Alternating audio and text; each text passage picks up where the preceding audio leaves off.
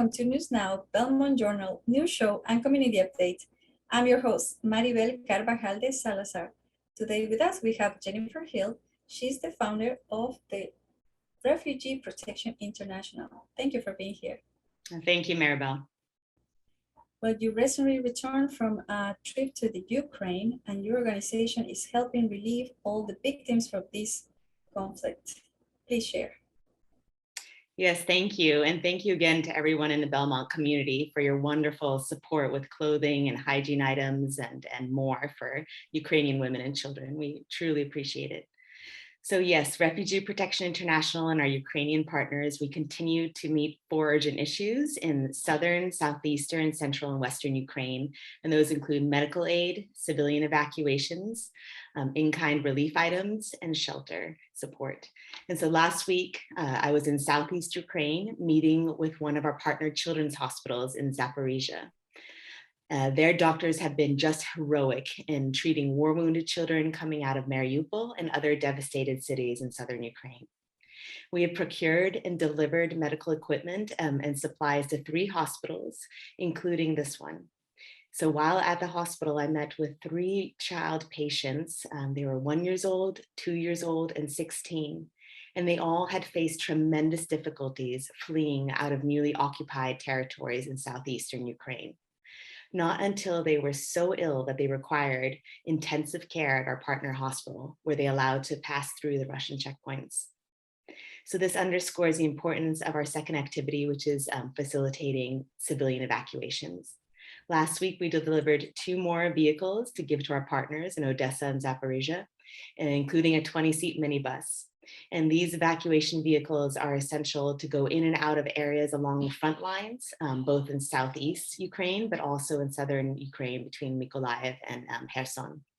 In southeastern Ukraine, I then traveled about 30 minutes southeast of Zaporizhia city, very close to Polohe, where our volunteers are going back and forth, trying to bring out women and children and the elderly.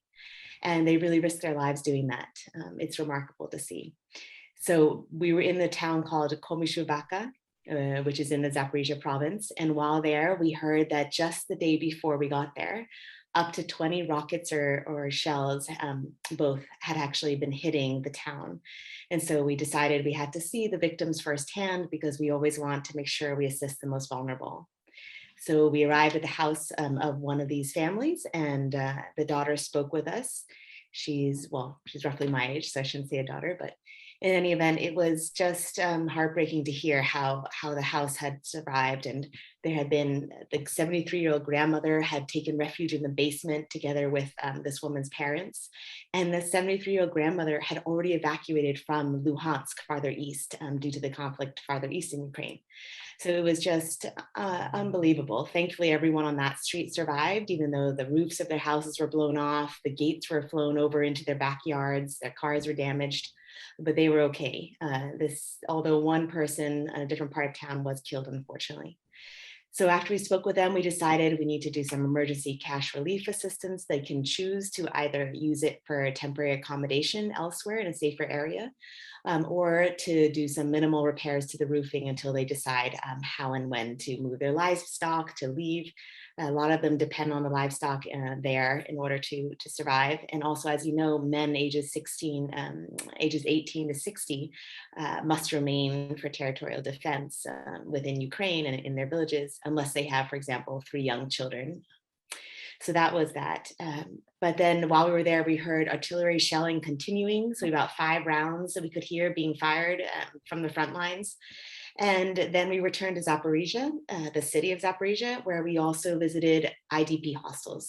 So across Ukraine, I think I visited about 5 or 6 what used to be university dormitories or school buildings. And now that the children and students are learning remotely because it's too dangerous to go to school, these universities and schools have allowed internally displaced people to come and seek shelter there.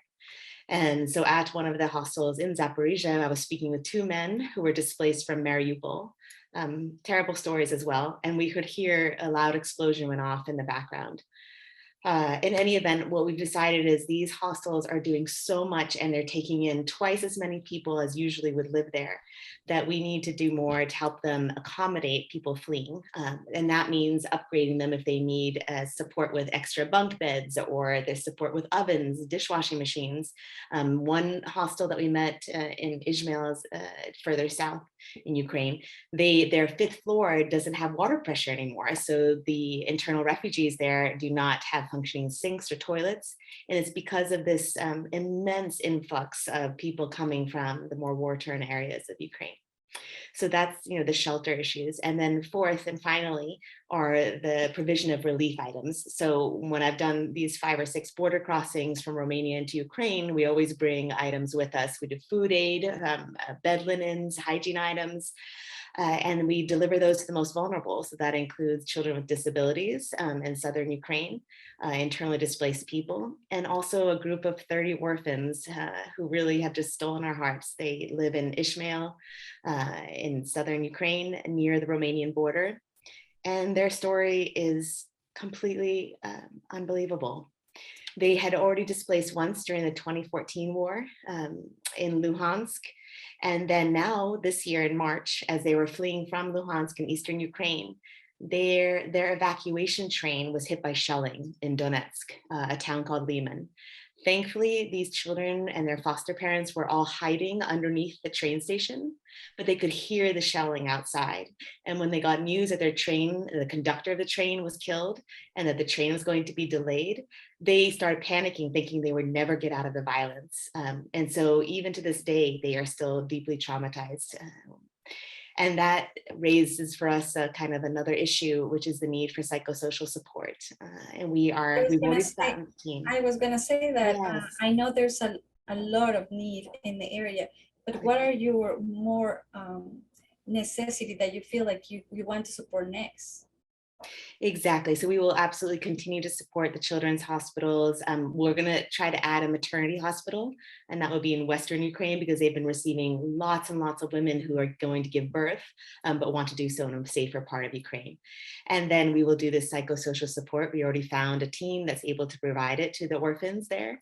When I visited last week, I had been to that set of orphans 3 times now. And this time I noticed that several of the kids were missing and I asked where they were. And 2 of them apparently are in inpatient care right now because they've been having panic attacks at night, crying all night because there's air raid sirens. Even in that part, which is safer than other parts, the air raid sirens still go on and trigger those memories. And how you're going to accomplish all of these needs? What are you looking for? Thank you. No, we are just so thankful for the in-kind donations coming in, the financial donations coming in. We've been shipping anything that we cannot physically carry over, we ship. So we've been doing that with all the clothing and supplies. And now what we really need is just to do more on the financial side, because the equipment that's needed by these hospitals, whether it's wound vacuum therapy to take care of huge gunshot wounds or wounds from shelling, it costs a lot of money, and we've been sending that already to different hospitals. And the same thing when they're having twice as many young children who might need intensive care at pediatric units, they need expensive equipment there too. And then civilian evacuations, we're going to be sending over a couple more vehicles now in the next few days, because timing is everything. As soon as an area becomes occupied, it's very hard to get people out. As I was in Komishuvaka, we were on the phone with volunteers who were going back and forth, and they had to go through 9 checkpoints to get out of one occupied village. And then trying to make their way through another, they were actually rerouted and sent back. So we just need to move quickly. And how are you feeling? Did you feel safe? It's always about the people on the ground, and for them, I am so impressed that they stay and they continue to support each other. At least 3 of the caretakers I spoke with, these women, when we met again and we embraced, they just couldn't help but to cry. They are under so much pressure. Not only are they taking care of children who are feeling panicked, but they themselves have also lived through some of the same. And being on the ground there, you sense this kind of fear. There's a lot of bravery, but there's also underlying fear.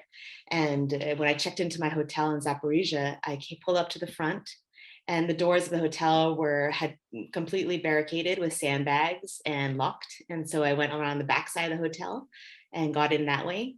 It was in the evening, and so all the lights were off.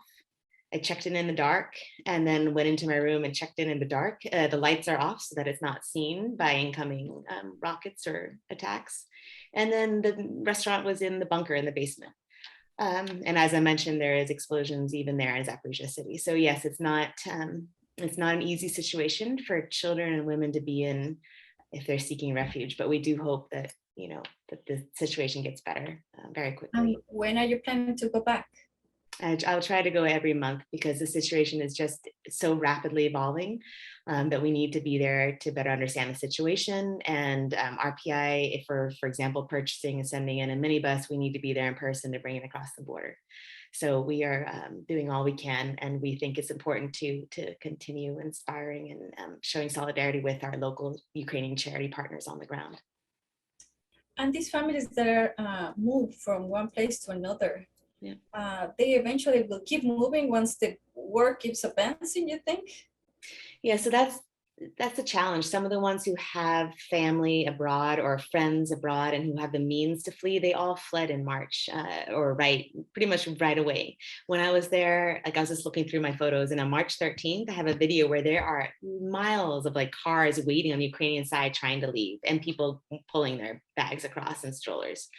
And then when I was there again in April, it was fewer, and in May, fewer people crossing the border because many of the rest who are there are too vulnerable in a way to leave, or they're just really worried because they don't speak any other language other than Ukrainian, and in some cases they don't have the documentation to be going out of the country. Some of the orphans, it's just a very difficult situation for them, and their foster parents are there too. Jennifer, and what are you the most concerned after you coming from the trip?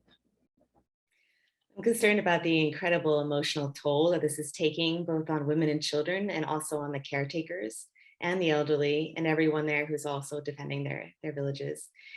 It's a situation where these people, even if they flee to a relatively safer part of Ukraine, they're still exposed to air raid sirens. We know that Zaporizhia city is very aware of this problem, so they've actually banned motorcycles and other loud engine noises because everybody is so traumatized. Jennifer, what are the most medical concerns in the area? Right, so according to the director of the Zaporizhia Regional Children's Clinical Hospital in Southeast Ukraine, they are seeing a spike in the incidence of pediatric diabetes and also pediatric respiratory diseases. And the doctor associates this directly with the intense stress that the children are under, and also the fact that they're living in basements, sheltering oftentimes for 1 to 3 months at a time from the explosions and the shelling and the rockets. And so while they're in the basements, not only are they exposed to stress, which as we all know increases your blood glucose level, but they're not accessing like freshly cooked meals. Their nutrition is based on more processed food at that point. And the respiratory diseases are linked with the poor ventilation. And we know that in Mariupol, civilians who have just emerged over the last week or two from being in the basements of the steelworks, they were there for 60 days, and really, the ventilation was very poor, and it's damp, so that doesn't make things better. But we know too that COVID-19 is likely to rise as well, just given the huge amount of traffic going from one area of displacement to another. But right now, unfortunately, the hospitals already have their hands full with everything else, and we admire their dedicated effort to trying to make the situation better. We're worried about that. And what is the goal for your June trip? Yes, so for the June trip, we're going to follow up, making sure that we've responded to the additional requests for evacuation vehicles, for upgrading some of the temporary accommodation centers that are hosting the internally displaced people. Like we spoke about, one of those hostels that's in need of bunk beds and water repairs because it doesn't have water pressure on the 5th floor.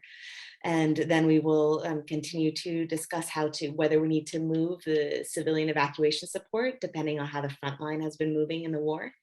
And also looking at, possibly more groups of orphans and street children who may need support. And then also, like I said, adding a 4th or 5th hospital partner, the maternity hospital in Western Ukraine as well. And how can Belmont help? Oh, Belmont has been a wonderful help so far. Both, people have been donating up and down the area, both monetary and in kind, and we're so thankful. We know that we have a lot to do in terms of reaching out to people to express that gratitude, but we thank them for their patience with us because we've had all hands on deck here.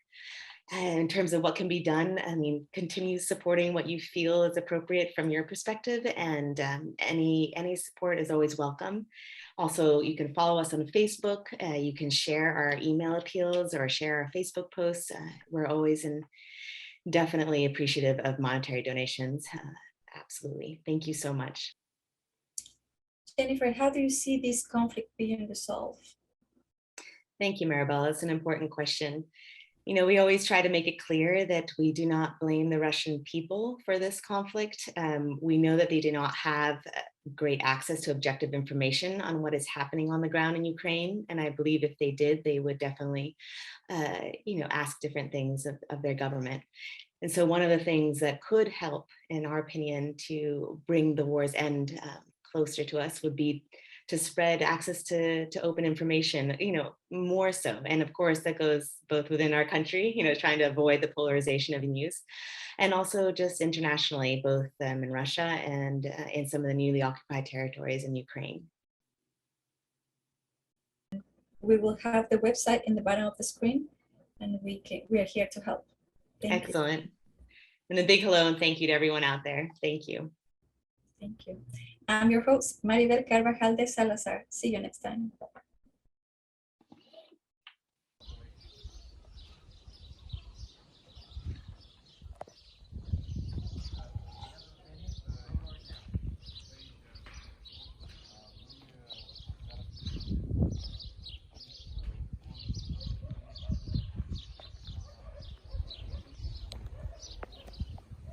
In this village, we just spoke with a resident who said there have been about 60 houses damaged or destroyed since February 24th.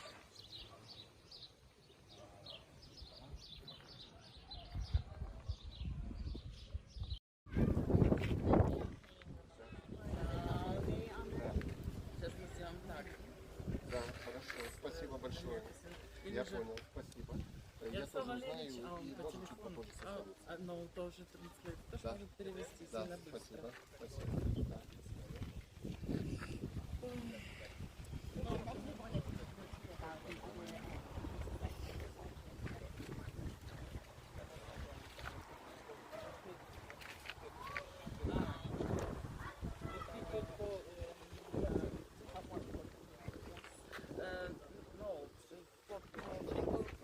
Вчера, да, то, что мы tomorrow, ой, yesterday, да? Yesterday when you wrote Yesterday, to me, yes, you said that